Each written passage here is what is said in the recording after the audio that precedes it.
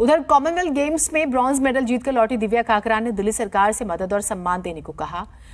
तो विरोधियों ने आम आदमी पार्टी को घेरना शुरू कर दिया। बीजेपी सांसद मनोज तिवारी ने कहा है कि दिल्ली सरकार का ये रवैया बेहद निंदनीय है, ये अपराध की श्रेणी में आता है, क्योंकि इस तरह के रवैये से खिलाड़ियों का मनोबल गिरता है। दिव्या काकरान एक बेहद ही गरीब परिवार से हैं, ऐसे में उनकी मदद की जानी चाहिए।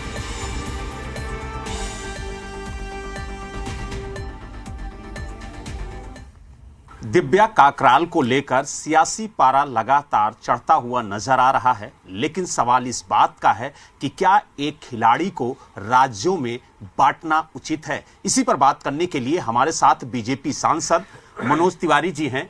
मनोज जी, दिव्या काकराल आप ही की लोकसभा में रहती हैं, क्या कहेंगे इस पूरे घटनाक्रम को लेकर के, और जिस तरीके से एक खिलाड़ी को राज्यों में बांटा जा रहा है वो कितना उचित है?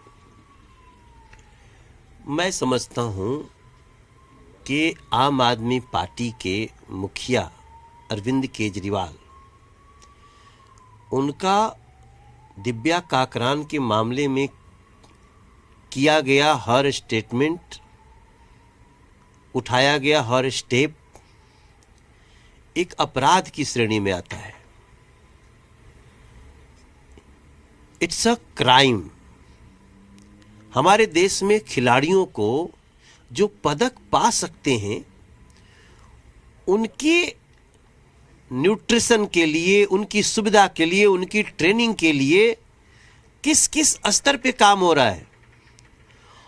और अरविंद केजरीवाल, आप एक बेटी जो कॉमनवेल्थ में ब्रॉन्ज लेके आई है, इसके पहले वो एक अंतर्राष्ट्रीय खेल महोत्सव में सिल्वर लेके आई है।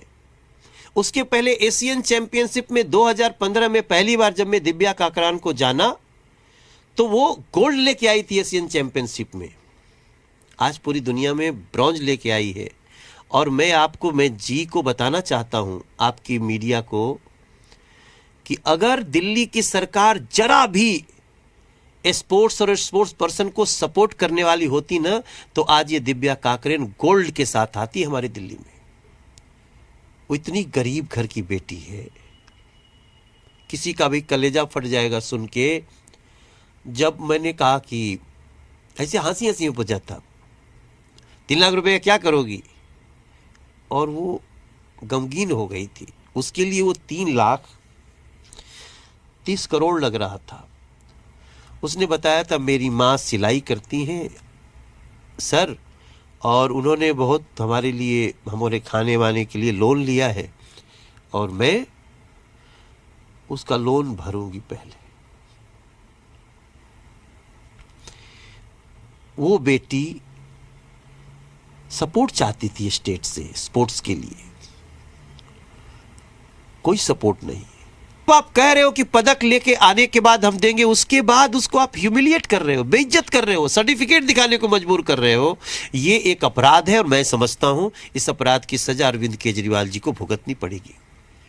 लेकिन सवाल इस बात का है कि खिलाड़ी तो देश के लिए खेलता है, जब वो पदक लेकर के आता है तो तिरंगे के गौरव में वो लिपटा हुआ आता है, पूरा देश उसका स्वागत करता है।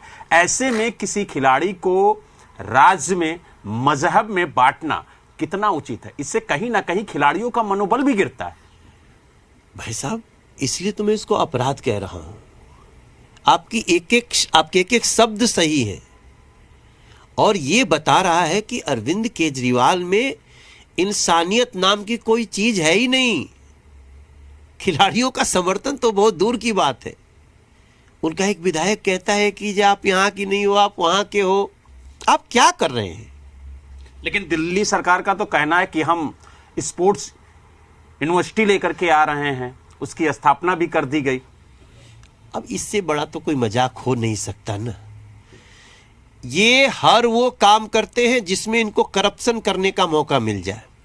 पूरे देश के कलाकार और कला प्रेमी अरविंद केजरीवाल के इस खेल विरोधी और इंसानियत विरोधी इस एक्ट को कभी नहीं भूलेंगे।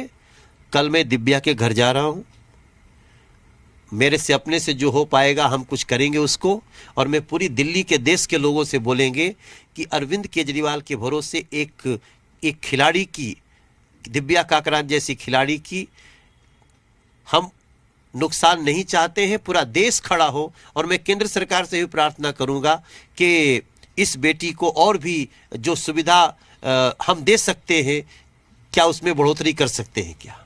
दिल्ली से वीडियो जर्नलिस्ट सौरभ के साथ बलराम पांडे, जी मीडिया।